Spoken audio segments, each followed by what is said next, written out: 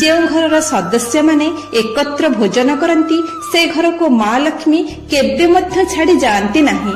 14 ଆପଣ ଫଳ ଓ ପରିବା ଚୋପାକୁ ଅଇଁଠା ପଡୁଥିବା ଡଷ୍ଟବିନରେ ନ ପକାଇ ଗଛ ମୂଳେ ଦେଇ ଦିଅନ୍ତୁ।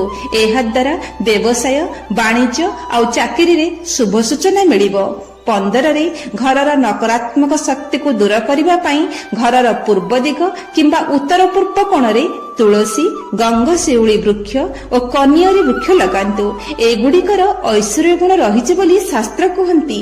ଧଳା କନିଅରି ମା ଲକ୍ଷ୍ମୀଙ୍କର ପ୍ରିୟ, ହଳଦିଆ କନିଅରି ଶ୍ରୀ ବିଷ୍ଣୁଙ୍କର ପ୍ରିୟ, ଲାଲ କନିଅରି ସମସ୍ତଙ୍କର ପ୍ରିୟ ଅଟେ।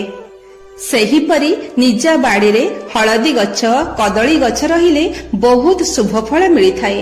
ଘରର ବିବାହ ବ୍ରତ ଆଦି ମାଙ୍ଗଳିକ କାର୍ଯ୍ୟ ଶୀଘ୍ର ହୋଇଥାଏ। ମନି ପ୍ଲାଣ୍ଟ ଗଛ ଘର ଭିତରେ ବା ଅଗଣାରେ ରହିଲେ ମଧ୍ୟ ଧନ ଆସିଥାଏ। କିନ୍ତୁ କୌଣସି କଣ୍ଟା ଜାତୀୟ ବୃକ୍ଷକୁ ଆଦୌ ଗୃହରେ କି ବାଡ଼ି ବଗିଚାରେ ରଖନ୍ତୁ ନାହିଁ। ଜୀବନ ମଧୁର ପରିବର୍ତ୍ତେ କଣ୍ଟକିତ ହୋଇଯିବ, ନକାରାତ୍ମକ ଶକ୍ତି ପ୍ରବେଶ କରିବ। 16 ମା ଲକ୍ଷ୍ମୀଙ୍କୁ ପାନ ନଡ଼ିଆ କଦଳୀ ନୈବେଦ୍ୟ ଭାବରେ ଅର୍ପଣ କଲେ ଆପଣ ଶ୍ରୀ ସମ୍ପନ୍ନ ହେବେ ବୋଲି ଶାସ୍ତ୍ର କୁହନ୍ତି। 17 ରାତିରେ ଅଇଁଠା ବାସନ ପକାନ୍ତୁ ନାହିଁ କି ଖାଇବା ଥାଳିରେ ହାତ ଧୁଅନ୍ତୁ ନାହିଁ। ଘରର କୌଣସି ପାଣି ଟ୍ୟାପ୍ ଯଦି ଖରାପ ହୋଇଥାଏ ତେବେ ତୁରନ୍ତ ଠିକ କରିଦିଅନ୍ତୁ। ନଚେତ୍ ପାଣି ଟ୍ୟାପ୍ରୁ ସବୁବେଳେ ପାଣି ଝରିଲେ ଦରିଦ୍ରତା ଆସିଥାଏ, କରଜ ସବୁବେଳେ ପାଇଁ ଲାଗି ରହେ। 18 କେବେ ମଧ୍ୟ ଲୁଣ ନଷ୍ଟ କରନ୍ତୁ ନାହିଁ କିମ୍ବା ଅଧିକା ଖାଦ୍ୟ ରାନ୍ଧି ତାକୁ ଫୋପାଡ଼ନ୍ତୁ ନାହିଁ। ଆପଣ ଯଦି ଲୁଣକୁ କୌଣସି କାଚ ପାତ୍ରରେ ରଖି ଗାଧୁଆ ଘର ଥାକର ଗୋଟେ କୋଣରେ ରଖିଦେବେ ତେବେ ଘରର ସମସ୍ତ ନକାରାତ୍ମକ ଶକ୍ତି ଚାଲିଯିବ। ସପ୍ତାହରେ ଥରେ ଏହି ଲୁଣକୁ ପାଣିରେ ପକାଇ ପୁଣି ଅନ୍ୟ ଲୁଣ ଭରି ଆପଣ ରଖିପାରିବେ।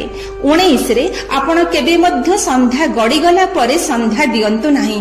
ଠିକ ସନ୍ଧ୍ୟା ସମୟରେ ସନ୍ଧ୍ୟା ଧୂପ ଠାକୁର ଘରେ ଆଉ ଚଉରା ମୂଳେ ଦିଅନ୍ତୁ। ଝୁଣା ଧୂପ ଘରେ ଦେଲେ ସବୁ ଅଶୁଭ ଶକ୍ତି ଚାଲି ଯାଇଥାନ୍ତି। 20 ଯଦି ଘରେ ପ୍ରବେଶ କରିବା ମାତ୍ରେ ଚିଡ଼ଚିଡ଼ା ଲାଗେ ବା ଅଶାନ୍ତି ଲାଗେ ତେବେ ଜାଣନ୍ତୁ ଆପଣ ନିଜ ସଙ୍ଗରେ ହିଁ ନକାରାତ୍ମକ ଶକ୍ତିକୁ ଆଣି ଆସିଛନ୍ତି। ତେଣୁ ବାହାରୁ ଯେତେବେଳେ ଘରକୁ ଆସୁଛନ୍ତି ସେତେବେଳେ ନିଶ୍ଚିନ୍ତ ଭାବରେ ଗୋଡ଼ ଧୁଅନ୍ତୁ, ଯେପରି କୌଣସି ଅଂଶ ଓଦା ନ ହୋଇ ରହି ନଯାଏ ସେଥିପ୍ରତି ଲକ୍ଷ୍ୟ ଦିଅନ୍ତୁ। ଯଦି ପାଦ ଧୋଇଲା ବେଳେ ପାଦର କୌଣସି ଅଂଶ ପାଣି ନ ପଡ଼ି ରହିଯାଇଥାଏ ସେହି ସ୍ଥାନ ଦେଇ ଶନି ଗ୍ରହ ପ୍ରବେଶ କରନ୍ତି। ମା ଲକ୍ଷ୍ମୀଙ୍କର କୋପ ଦୃଷ୍ଟି ମଧ୍ୟ ପଡ଼େ। କୁହାଯାଏ ନଳରାଜାଙ୍କର ଏହି ଭୁଲ ପାଇଁ ତାଙ୍କୁ ରାଜ୍ୟ ଧନ ସ୍ତ୍ରୀ ପୁତ୍ର ସମସ୍ତଙ୍କୁ ହରାଇବାକୁ ପଡ଼ିଥିଲା। ପୁଣି ତାଙ୍କ ସ୍ତ୍ରୀ ଲକ୍ଷ୍ମୀ ବ୍ରତ କରିବା ଯୋଗୁଁ ସବୁ ଫେରି ପାଇଥିଲେ। 21 ଘରର କବାଟ